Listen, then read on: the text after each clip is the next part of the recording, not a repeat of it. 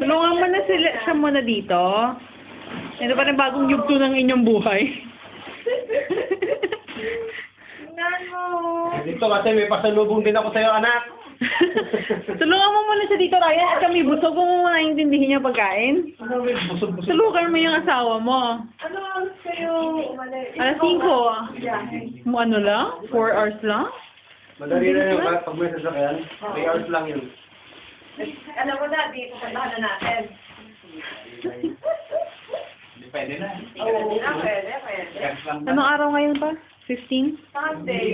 April 15. Oo, April 15. Ito naman po panibagong yugto sa buhay ng mag-asawa. Ay, ang ganda. Kaso meron nga itong problema yan eh. Kanya si Judas. Kasama yata si Judas dyan. Sa mga problema ko, sabi ko, shock to na akong cash. Sabi ko, hindi ko kasi alam kung... Pero tumatanggap yun ng later. Ay, mga shots doon. Ganun.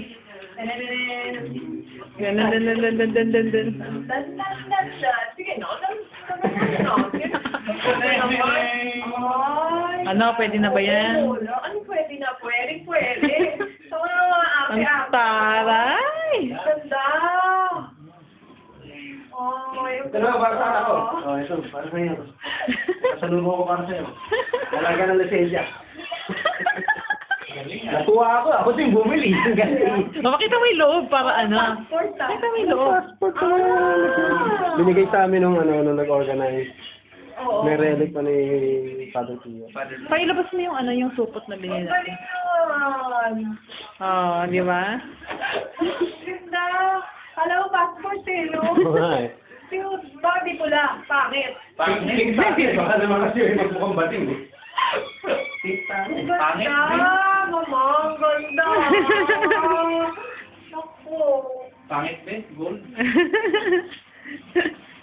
Ipagol mo na yung kusina. Ang ganda. Palasyo dating ng